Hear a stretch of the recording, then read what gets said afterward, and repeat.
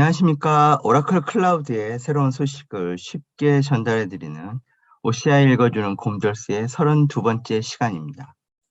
저는 이번 주도 역시나 진행을 맡은 자바 읽어주는 남자 아빠곰이고요.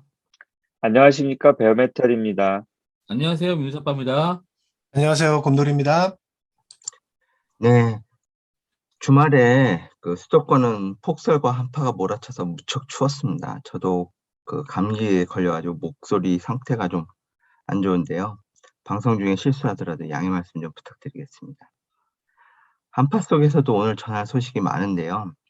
다음 주가 이제 크리스마스다 보니까 연말에 휴가 가려고 열심히 업데이트를 하는 모양입니다. 자, 시작해 보겠습니다. 첫 번째 소식은 데이터 레이블링의 11월 업데이트 소식으로 시작해 보도록 하겠습니다. 민수 아빠님 소개 부탁드립니다. 네, 안녕하세요. 민석빠입니다. 진행에 앞서서요. 아빠곰님, 질문 하나 드릴게요. 인공지능, 머신러닝을 수행할 때요. 가장 값비싼 비용은 어디에서 발생한다고 생각하십니까? 글쎄요.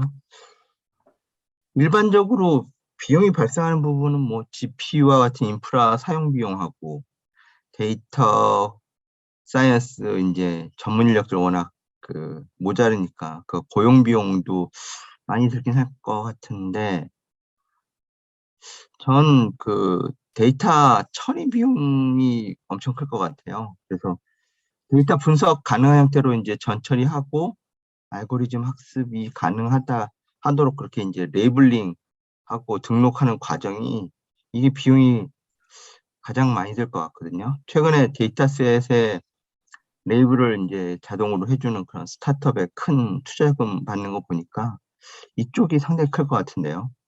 네, 맞습니다. 머신러닝 분야에서요. 가장 넘어서기 어려운 부분이요. 양질의 데이터를 확보하는 부분입니다. 최근에 진행되는 머신러닝은요. 대부분 지도학습에 치중되어 있거든요. 기초 데이터와 그 데이터에 대한 정답지, 보통 레이블이라고 얘기하는데요. 레이블을 구성하는 데이터셋을 얼마나 많이 좋은 데이터를 확보하느냐가 그 결과에 대한 성패를 좌우한다고 볼 수가 있습니다.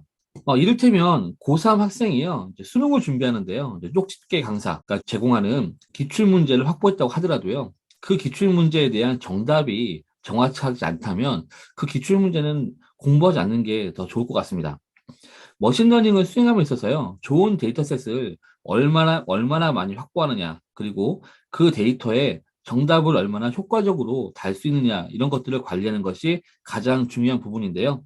이런 부분들에 대한 레이블을 효과적으로 관리하는 체계가 머신러닝을 진행하면서 가장 중요한 부분입니다. OCI에서는요, 머신러닝에 사용될 데이터셋에 레이블을 설정하는 서비스를 제공하고 있고요. 그 서비스 이름이 OCI 레이블링 서비스입니다. 이 서비스는요, OCI 데이터 사이언스와 OCI AI 서비스 모두에서 사용이 강력하고요. 이 두 군데에 강력하게 연동이 되어 있습니다. 다음과 같이요, 오브젝트 스토리지에 저장된 데이터를요, OCI 레이블링 서비스에 로딩하고 그 레이블이 설정되고 그 결과를 데이터셋으로 변환하는 과정이 관리가 됩니다.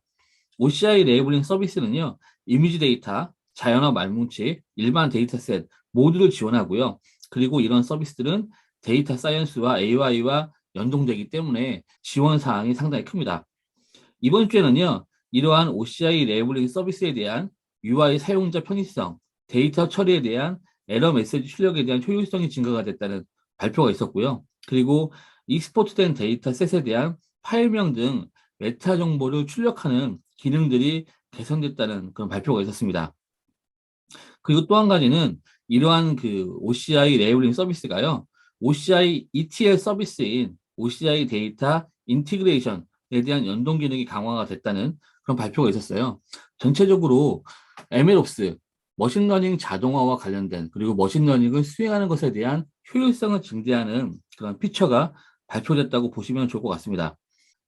OCI 레이블링 서비스를 통해서 데이터 레이블 수행 효율성이 좋아졌을 것 같고요. 그리고 OCI AI 서비스에 포함된 비전, 그리고 랭귀지 서비스화에 대한 활용폭이 더 커질 것 같습니다.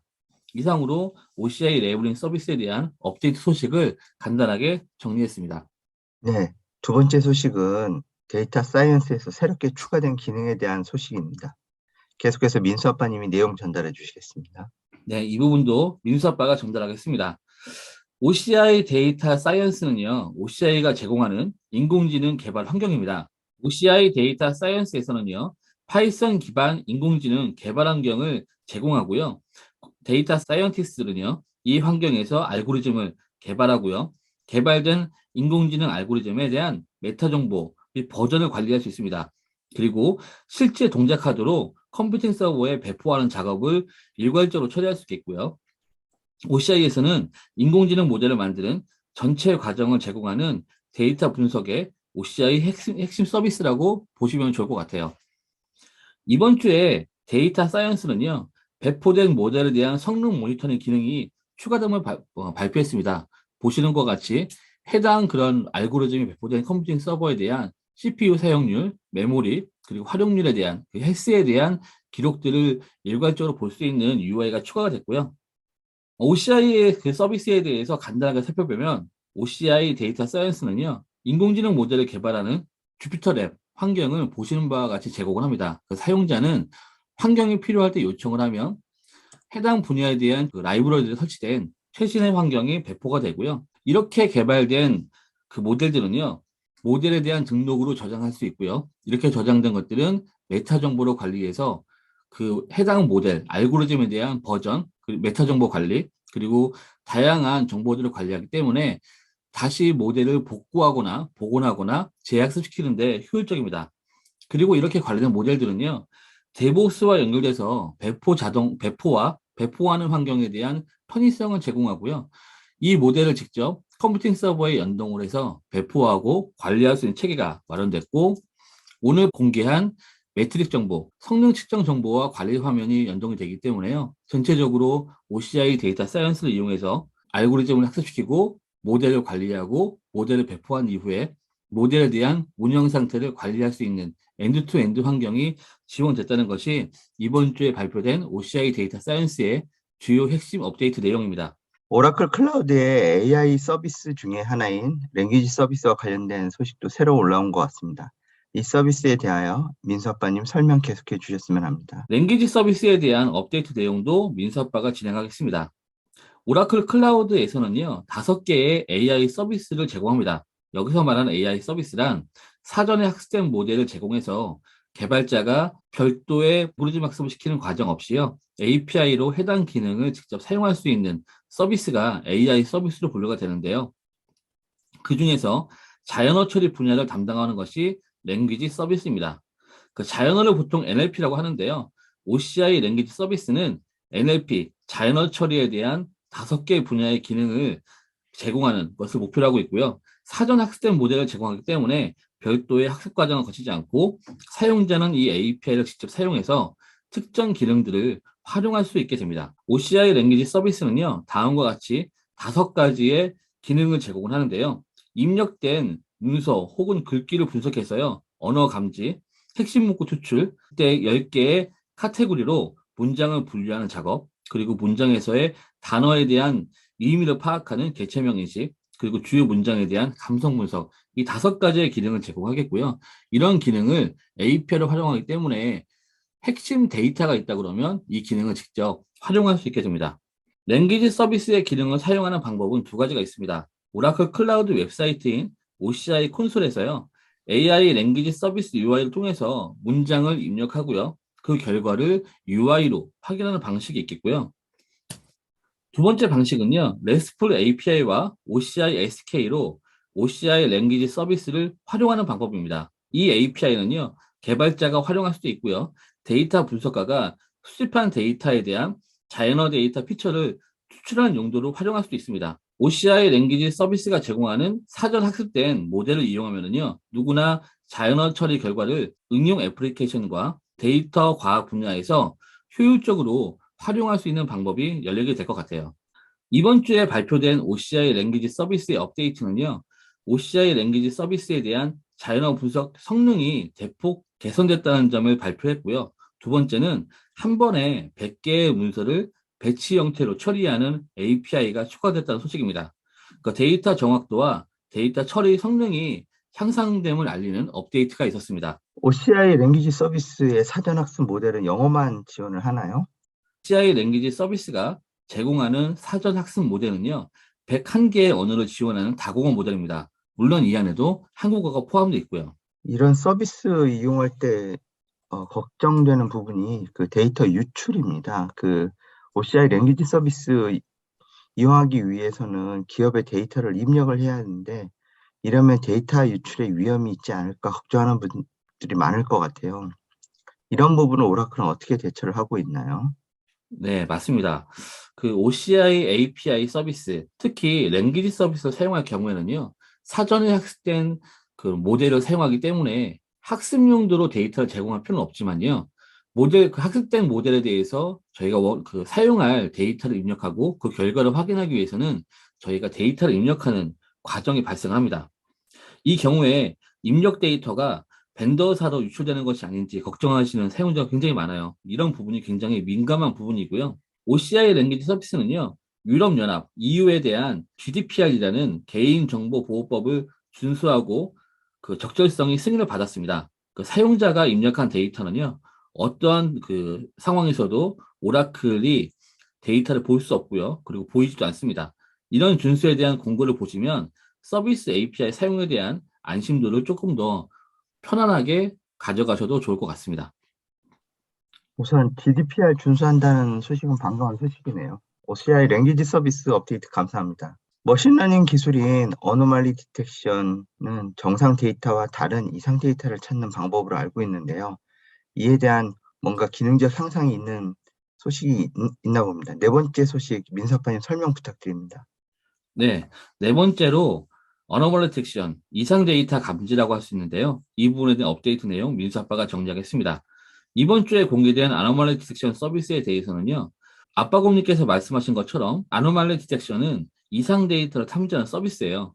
아빠곰님께 한번 질문을 드리겠습니다. 아노말리 디텍션이라는 서비스 이름으로 볼 때요. 이 서비스는 어떤 기능을 제공할 것이라고 예상이 되시나요?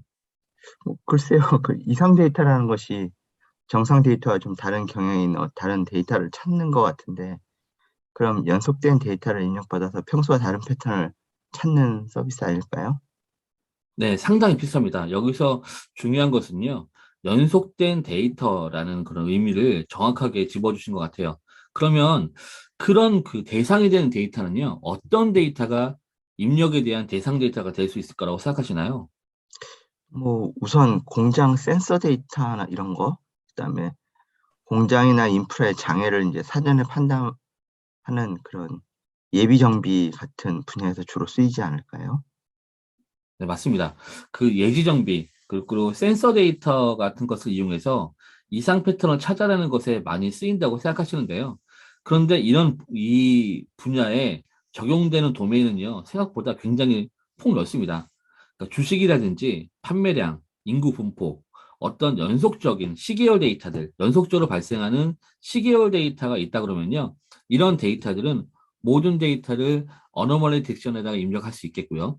그 입력된 데이터가 일반 데이터와 이상 데이터를 분류해서 이상 데이터에 대한 구간, 그 이상 데이터에 대한 범위를 제공해 주는 것이 이 서비스에 대한 핵심 기능입니다.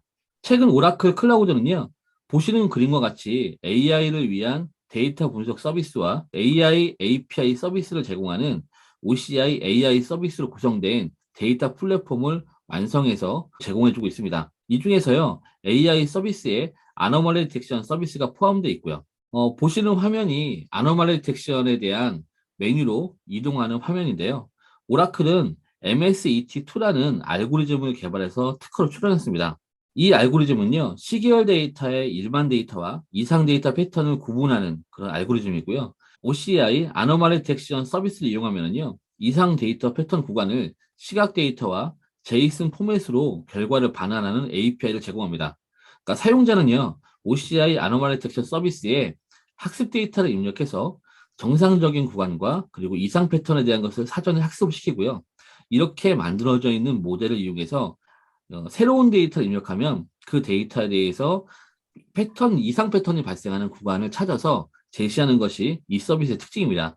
그러니까 이 데이터에 뭐 주식 데이터라든지 혹은 어떤 경제 지표라든지 회사에 의한 판매 추측이라든지 시계열로 구성된 다양한 피처로 구성된 데이터를 들면은 그 데이터에 대한 항목을 구분하는 것이 이 서비스의 핵심이 될 것 같아요. API 활용뿐만이 아니라요. GUI로 데이터를 로딩하고 그 결과를 이미지로 제공하는 UI도 제공하니까요. 이런 부분을 사용하시면 기존에 확보하고 있는 데이터에 대한 결과를 효과적으로 파악할 수 있는 방법이 열릴 것 같습니다. 이번 주에 OCI 아노말리 딕션 서비스에 업데이트된 내용을 요약하면 상관관계가 없는 시그널을 분석하는 단별량 하나의 그런 특징으로 피처 혹은 컬럼이라고 하는데요. 하나의 컬럼으로 구성된 데이터로 단별량 모델을 구성할 수 있는 방법과요. 그 다음에 여러 개의 시그널, 그 여러 개의 항목, 여러 개의 컬럼이라고 말할 수 있는데요. 다별량 모델을 개발하는 방법이 추가가 됐습니다. 그리고 추가적으로요. 모델을 학습하는 과정에서 병렬 처리 간 기능이 추가가 됐습니다. 따라서 대용량 데이터를 학습시킬 때는요. 성능 개선 효과가 크게 발휘할 수 있게 되었고요. 마지막에 모델을 학습을 완료한 모델을요. 패키징하는 기법이 개선돼서요. OCI 데브옵스와 연결됐고 이렇게 개발된 모델을 배포 자동화로 효과적으로 배포할 수 있는 그 방법이 열렸습니다. OCI 아노말리 딕션 서비스는요. 인공지능 개발자, 그리고 데이터 분석가, 그리고 개발자 모두 이용 가능한 서비스로 각자의 영역에서 이상 데이터를 활용하는 관점에 따라 다양한 도메인에 활용 가능한 서비스입니다. 이번 주에 업데이트 내용은 이 정도로 정리하도록 하겠습니다. 오늘 앞부분 5가지 소식을 그 데이터 분석, AI, 데이터 사이언스와 관련된 많은 새 소식이 있어서 민수 아빠님께서 긴 시간을 계속 수고를 하셨네요. 다음으로는 다른 분야로 한번 넘어가 보도록 하겠습니다. 5번째 소식은 오라클 데이터베이스 AWR 허브에 대한 소식인데요. 베어메탈님 설명 부탁드리겠습니다. 예, 안녕하십니까. 베어메탈입니다. 오늘은 운영 인사이트 서비스 항목 중에 오라클 데이터베이스의 성능 정보를 모아서 볼 수 있게 하는 AWR 허브 서비스를 소개하도록 하겠습니다. 곰돌스를 계속해서 보고 계시는 분이나 오라클 데이터베이스를 잘 알고 계시는 분들은 이 AWR이라고 하는 오토매틱 워크로드 레포지터리라고 하는데요. 이것에 대해서 잘 알고 계실 겁니다. 오라클은 오라클 데이터베이스의 운영 정보, 이 성능 정보들을 저장해 놓고 이에 대한 분석 리포트를 뽑을 수 있는 기능을 제공하고 있는데요. 이것이 AWR이라 불리는 DB 성능 정보입니다. 이 오늘 소개해드리는 AWR 그 허브는 여러 업무로 운영되는 데이터베이스에 각각 저장되는 AWR 저장 정보를 한 곳에 모아서 볼 수 있게 하는 서비스입니다. 그래서 AWR 허브라고 명칭이 정해진 것이고요. 이러한 정보는 역시 웨어하우스라는 별도의 데이터베이스에 저장이 되어서 분석을 할 수 있게 하는 그런 것입니다.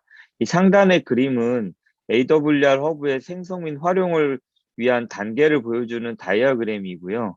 이 AWR 데이터를 저장할 웨어하우스를 생성하게 되는 그러한 순서로 진행이 되어집니다. 다음 페이지를 보시면은요.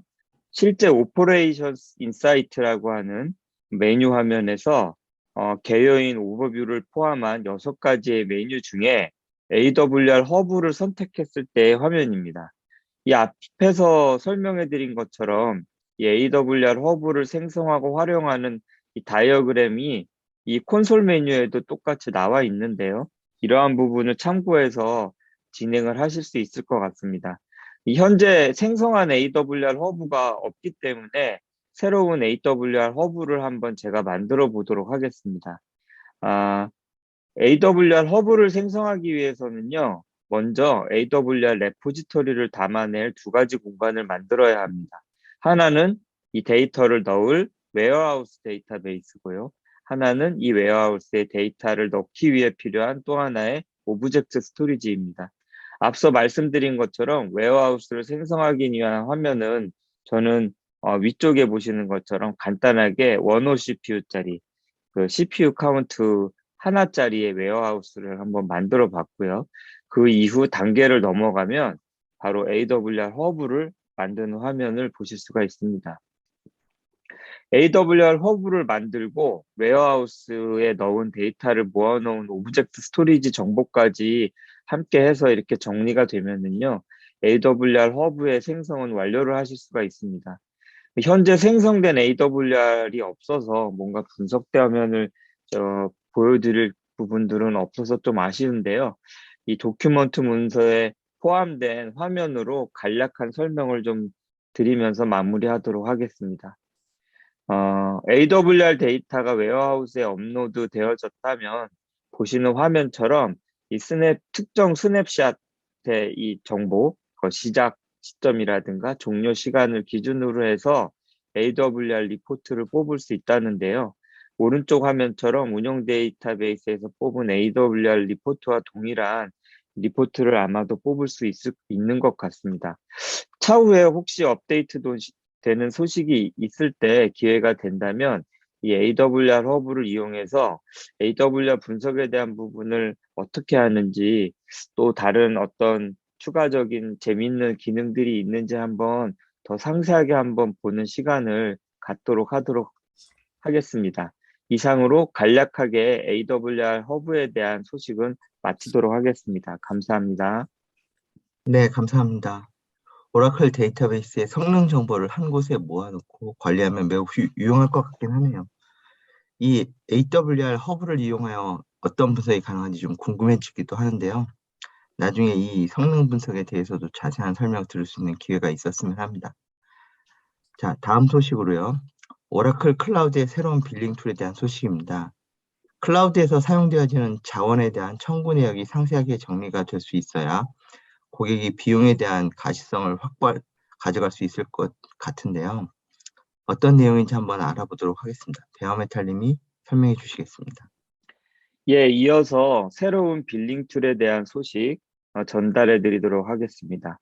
이번 소식은 클라우드 콘솔에서 청구, 빌링이라든가 코스트 관련된 이 관리 영역에서 구독 정보, 사용량 정보, 송장 정보 같은 것 등을 알려주는 빌링 매니지먼트 툴이 추가되었다라는 그러한 소식인데요. OCI 클라우드 콘솔의 이제 메인 메뉴에서 빌링 앤 코스트 매니지먼트라는 옵션을 보시면 이 빌링 항목을 보실 수가 있고요. 여기에 구독에 해당되는 서브스크립션, 그다음에 송장에 해당되는 인보이시스, 그다음에 지불과 관련된 페이먼트 히스토리라든가 페이먼트 메서드, 여기에 대한 메뉴를 통해서 각각을 알려주는 정보 화면을 제공한다라는 그러한 내용입니다. 한번 간략하게 각각의 메뉴를 한번 보도록 하겠습니다. 이 페이지는 서브스크립션과 인보이스에 대한 내용을 알려주는 화면인데요. 저 같은 경우에는 2달 동안 사용할 수 있는 엔지니어 트라이얼 계정이라 상세한 정보는 없지만 제가 구독하고 있는 그 구독에 대한 계약 스큐 정보 같은 거라든가 또는 현재의 상태 또는 기간 등의 자료 등을 살펴볼 수 있다라는 것을 화면에서 보실 수가 있습니다. 하기 이 송장 메뉴인 인보이스 관련해서도 각 상태라든가 배부된 송장에 대한 정보를 아마 확인할 수 있을 것 같습니다. 다음 페이지는 이 페이먼트와 관련된 내용으로 지불 내역이라든가 지불 방법에 대한 정보가 나오고요. OCI를 정식으로 구매해서 사용하시는 이 커머셜 커스터머 분들, 사용자 고객분들 같은 경우에는 여기에 각 달별로 지불한 내역 등이 아마 자세하게 그리고 상세하게 보실 수가 있을 것 같습니다. 이렇게 조회된 내용은 CSV 파일로도 다운로드를 받을 수가 있기 때문에요. 이런 부분들 다운로드 받아서 개인 PC에서 엑셀로 가공한다든가 아니면 활용할 수 있다든가 하는 그런 용도로 사용하시기가 좋을 것 같습니다. 오늘 결제 청구 정보를 볼 수 있는 빌링 툴에 대한 소식은 아주 간단한 내용이라서 그냥 메뉴 화면을 어떻게 보실 수 있다라는 이런 간단한 내용으로 정리를 하도록 하겠습니다. 네, 감사합니다. 네, 7번째 소식은 MySQL 데이터 서비스의 새로운 기능인데요. 온라인 스토리지 변경이라고 하는데 베어메탈님 이어서 소개해 주시죠. 예, 베어메탈입니다. 오늘 소식은 MySQL 데이터베이스에 대한 소식입니다. 다음 페이지 한번 보시면요. 예, 이번 소식이 MySQL 데이터베이스 서비스 MDS의 온라인 스토리지 사이즈 변경과 관련된 그러한 공지이고요. 사용자가 운영 중인 MySQL 데이터베이스 서비스에서 이 스토리지가 부족해지거나 해서 이제 스토리지 사이즈를 늘려야 할 때 이에 대한 작업을 운영 중인 온라인상에 할 수 있다라는 그러한 얘기입니다. 제가 한번 생성한 테스트 MDS에서 실제 보여지는 화면으로 설명을 한번 드려보도록 하겠습니다. 본 화면은 MDS의 클라우드 콘솔 화면인데요. 저는 테스트 MySQL V1이라고 하는 그런 데모용 데이터베이스를 한번 만들어 봤고요. 그 데이터베이스는 VM 스탠다드 E3, 그다음에 50PU나 하나짜리인 16기가짜리 메모리에 이 사이즈를 가지고 있는 데이터베이스를 생성해 보았습니다. 여기에 기본 스토리지는 50기가 사이즈의 데이터베이스로 만들어서 이를 운영하고 있는데요. 이 보시는 화면에서처럼 데이터 스토리지 사이즈를 온라인 중에 한번 올려보도록 하겠습니다. 방법은 첫 번째로는 스토리지 사이즈의 에딧 버튼을 눌러서 변경하는 방법이 있고요.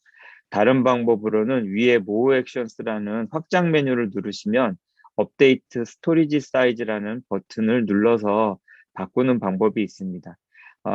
제가 초기에 만들었던 디폴트 사이즈인 50기가에서 한번 60기가로 한번 바꿔보려고 했더니 위에서처럼 에러 메시지가 나옵니다. 변경은 100기가 이상으로만 가능하다고 합니다. 그래서 설명상으로는 100기가에서 대략 65테라까지 변경할 수 있다라고 나오는데요.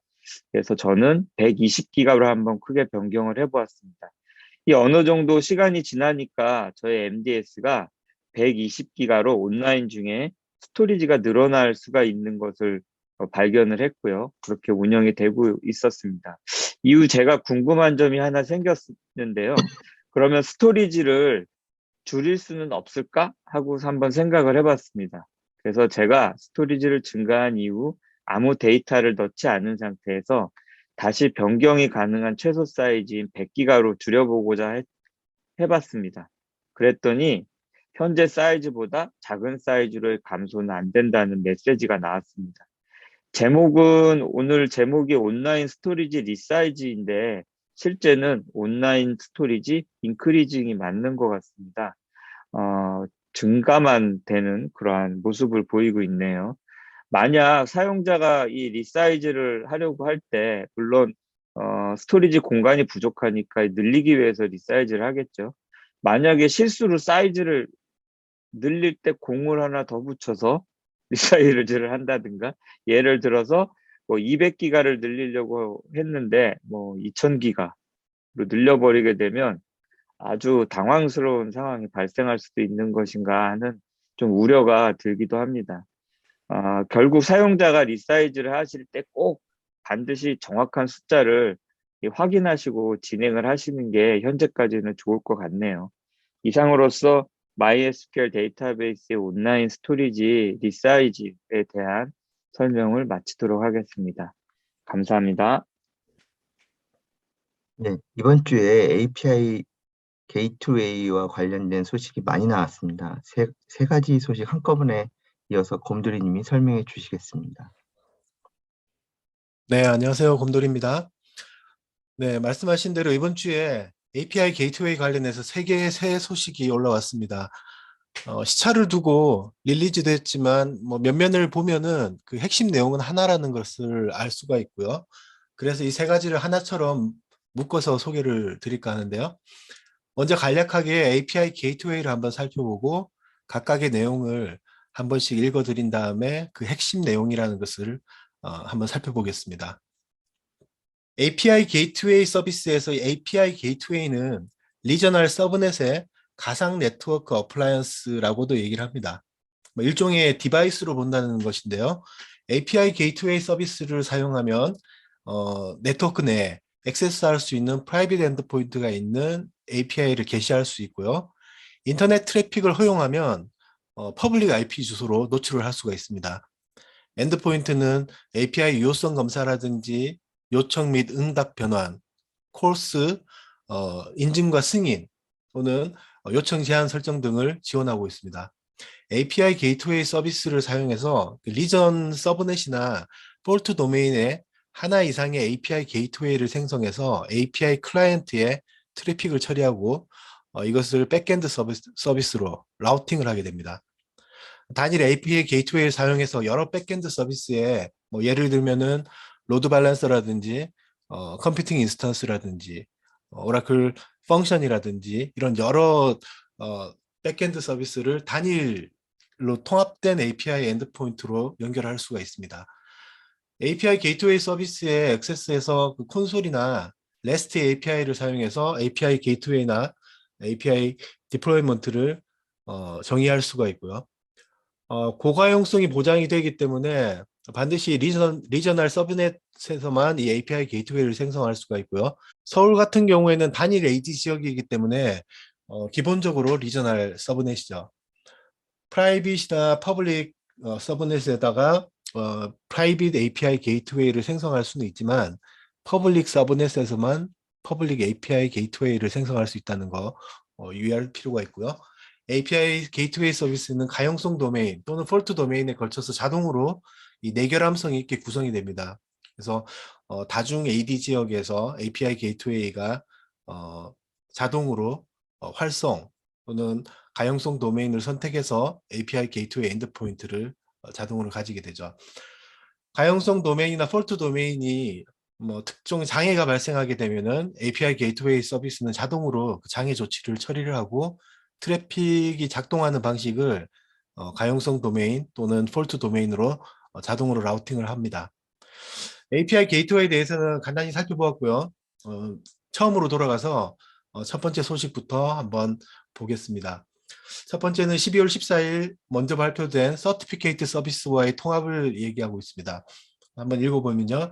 API 게이트웨이는 이제 OCI 인증서 서비스를 사용해서 TLS 인증서 및 CA를 관리를 합니다. 사용자 지정 DNS 호스트 이름에 대한 요청을 수신하는 게이트웨이를 생성하거나 업데이트할 때 OCI 인증서에서 해당 TLS 인증서를 선택할 수 있습니다. 라고 설명이 되어 있습니다. OCI 인증서 서비스는 저희 방송 26회차에서 소개한 바가 있기 때문에 컨셉이나 용어는 생략을 하겠습니다. 인증서 서비스와 API 게이트웨이 서비스가 통합이 되면 인증서 서비스에 등록된 TLS 키와 CA 또는 CA 번들이 API 게이트웨이에서 직접 선택, 지정을 할 수 있게 됩니다. 미리 만들어진 TLS 키에 설정된 정보에 DNS 호스트 정보가 있죠. 인증서가 등록이 되면 엔드포인트를 대신해서 사용자 지정 DNS 호스트 네임에 대한 요청을 API 게이트웨이가 수신을 할 수 있습니다. 그림을 보면서 API 게이트웨이의 메뉴 위치와 생성 시 추가된 내용을 한번 보겠습니다. 먼저 콘솔 메뉴의 위치는 디벨로퍼 서비스 하위에 API 매니지먼트 그리고 게이트웨이입니다. 크리에이트 버튼을 누르면 첫 번째 보이는 선택창은 예전까지 지원되던 API 게이트웨이 이름과 퍼블릭이냐, 프라이빗에 대한 타입에 대한 정의, 컴파트먼트와 VCN, 서브넷을 지정하는 항목이 나오고 이어서 서티피케이트에 대한 선택 옵션이 이번에 추가된 기능으로 볼 수 있습니다. TLS 키를 기본 설정 외에도 인증서 서비스에 등록된 키를 선택하고 CA 또한 CA나 CA 번들로 선택을 해서 한 게이트웨이에 여러 개의 CA를 선택해서 적용할 수가 있습니다. 이미 만들어진 API 게이트웨이의 편집 기능을 이용해서 인증서 서비스에 등록된 CA를 불러올 수도 있습니다. 기존의 API 게이트웨이에 TLS 인증서가 반영된 것을 볼 수가 있고 디플로이먼트에서 미리 지정된 엔드포인트를 확인합니다. 단순하게 응답만 하는 호출을 설정했는데요. 이렇게 되면 API 게이트웨이 엔드포인트를 대신해서 TLS 키에 정의된 도메인 이름으로 호출을 해도 정상적인 응답을 얻을 수가 있습니다. 참고로 설정 가능한 DNS에 A 레코드를 추가를 해줘야 되고요. API 게이트웨이에 퍼블릭 IP를 지정하도록 합니다. 자, 그러면 두 번째 API 게이트웨이 소식을 한번 보면요. 제목으로 MTLS를 사용한 API 클라이언트 검증 지원이라고 되어 있습니다. 설명을 한번 읽어보면요. 이제 인증된 API 클라이언트만 API에 액세스할 수 있도록 API 게이트웨이가 API 클라이언트가 제공하는 TLS 인증서를 확인하도록 지정할 수가 있습니다. API 클라이언트를 인증하는 API 게이트웨이 프로세스를 Mutual TLS, MTLS라고 합니다. 그리고 API 게이트웨이가 MTLS를 지원하도록 하려면 API 게이트웨이의 트러스트 스토어에 사용자 지정 CA 또는 CA 번들도 추가를 해야 합니다. 라고 설명이 되어 있습니다. 다양한 인증 메커니즘은 API 게이트웨이와 백엔드 서버와의 인증을 여러 파라미터로 단속을 하고 있는데요. 지금 다루는 것은 클라이언트와 API 게이트웨이 간의 연결해서 인증된 클라이언트만 API로 액세스할 수 있도록 TLS를 사용하는 조건을 지정하는 겁니다. 설정은 매우 단순한데요. TLS 키를 만들 때 CN이나 CNName을 지정하는데 이걸 사용할 수도 있고 DNS나 이메일, URI 등을 다중으로 지정할 수도 있습니다. 예를 좀 들어서 설명하는 게 더 편할 것 같은데요. 공인인증서와 같은 경우에는 대부분 B2C를 대상으로 하는 익명의 다수가 API로 호출하는 서비스에 사용되죠. 그런데 만약에 B2B의 경우에는 어떻게 될지 한번 생각을 해봐야 됩니다. 예를 들어서 우버가 자기네들 API를 열어주는데 어떤 API는 외부로 다 오픈이 된 게 아니라 자기들 비즈니스 파트너, 연계된 호텔이라든지 우버 서비스랑 연동된 여러 파트너 업체의 일부만 이 API에 접근을 해야 된다고 봅니다. 이럴 때는 접속하는 클라이언트의 액세스를 내가 발급한, 우버죠. 내가 발급한 인증서로만 접근을 해야 돼. 그리고 여기서 해당하는 조건에 부합될 때에만 정상적인 클라이언트 접속이라고 보겠어 라고 지정을 해야 되겠죠. 이런 경우에는 MTLS 설정을 enable하고 관련된 클라이언트의 접속 조건을 주면 보다 안전하게 보호를 할 수가 있습니다. 마지막 세션인 트러스트 스토어 커스터마이징 서포트에 대한 내용입니다. 내용을 먼저 한번 읽어보겠습니다. 이제 다른 CA 인증기관이죠.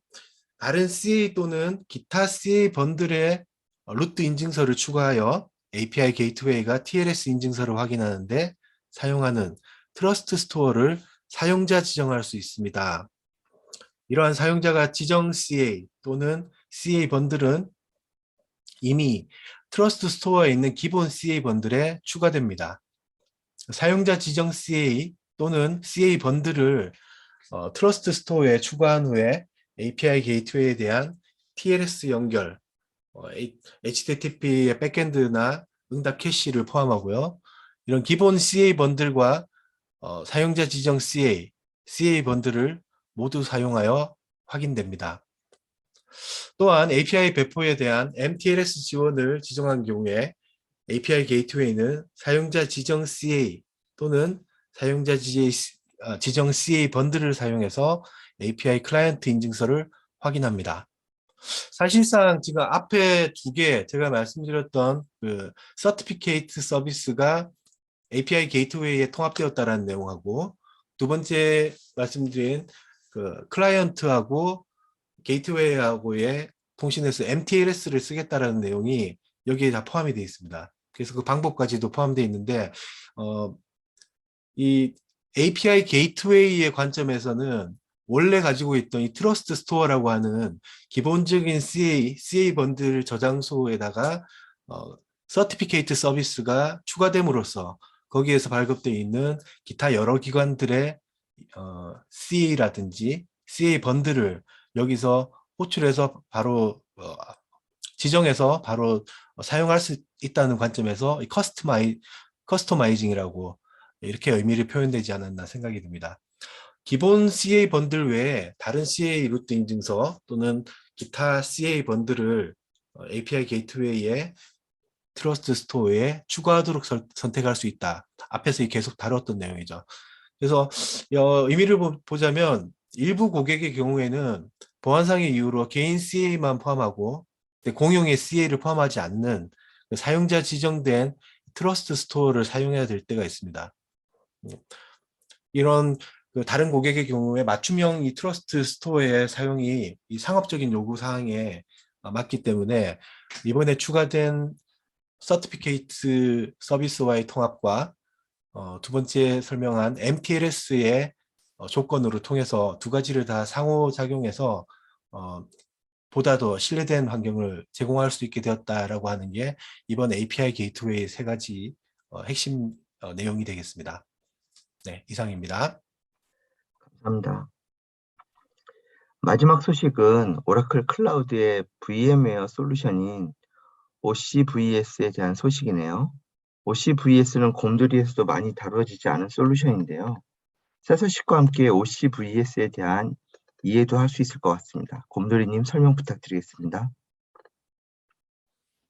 네, 이번 소식은 OCVS에 대한 소식인데요.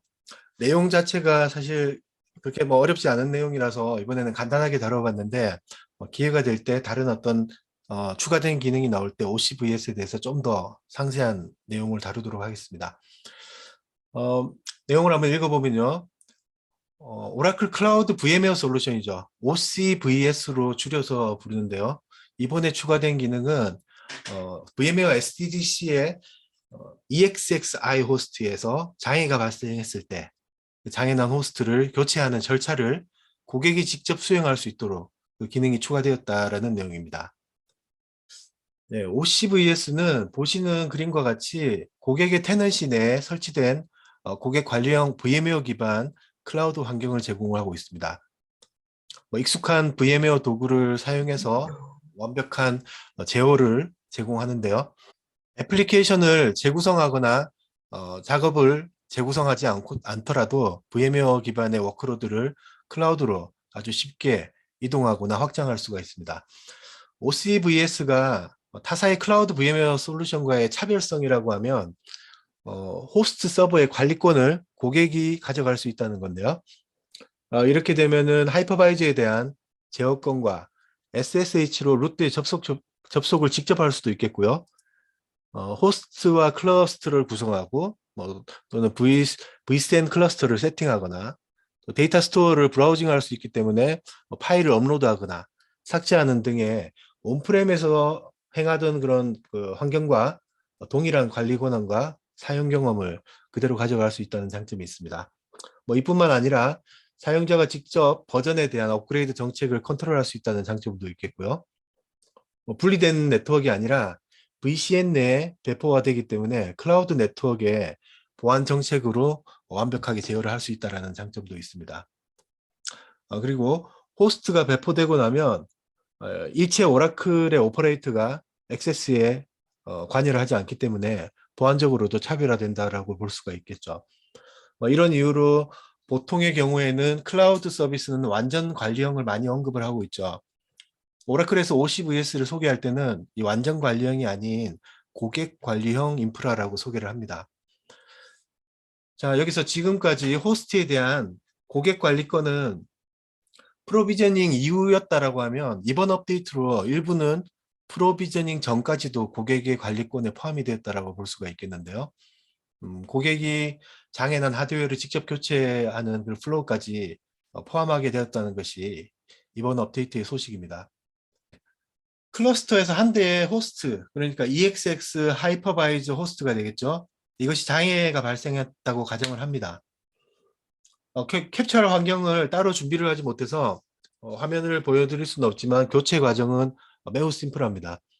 먼저 장애를 인지하게 되면 해당 호스트의 작업 메뉴에서 Replace Host라는 버튼을 클릭하고요. 승인 버튼을 누르고 나면은 교체가 진행이 되는데 시간은 최대 1시간 정도 소요가 된다고 합니다.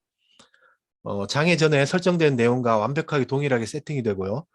최초의 클러스터 생성 당시에 이 데이터에 대한 미러링이나 페리티 설정이 다 되어 있기 때문에 호스트 한 대의 장애로는 데이터 유실에 대한 걱정을 크게 안 하셔도 될 것 같습니다.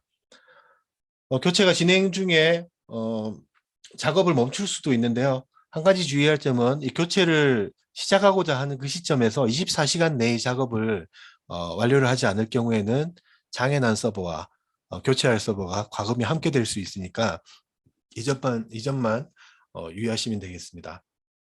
네, 이상으로 OCVS에서 호스트 교체 기능에 대한 설명을 마치겠습니다. 감사합니다. 네, 오늘도 숨가쁘게 많은 업데이트 소식과 같이 했습니다. 데이터 관련 업데이트는 정말 많이 쏟아지고 있는 것 같은데요. 역시 데이터 관리에 목숨 건다고 하는 회사답죠. 엔터프라이즈에서 클라우드 사용하는 데는 기존의 엔터프라이즈 솔루션 가용과는 많이 다르지만 엔터프라이즈에서 요구되는 기준들을 맞춰줘야 하는 부분들은 있기 마련입니다. 이런 것들은 아무래도 그런 요구에 고민이 많았던 오라클이 잘 맞춰주고 있는 것 같습니다. 오늘 저희 설명을 듣고 궁금하시다고 생각되는 질문은 꼭 댓글로 남겨주시고요. 이상으로 OCI 읽어주는 곰돌스 32번째 시간을 마치도록 하겠습니다. OCI 읽어주는 곰돌스가 유익하다고 느껴지신다면 구독, 좋아요, 알림 설정 부탁드리겠습니다. 지금까지 OCI 읽어주는 곰돌스의 아빠곰 베어메탈. 진수 아빠, 곰돌이었습니다. 수고하셨습니다. 네, 수고 네, 많으셨습니다. 수고하셨습니다. 네.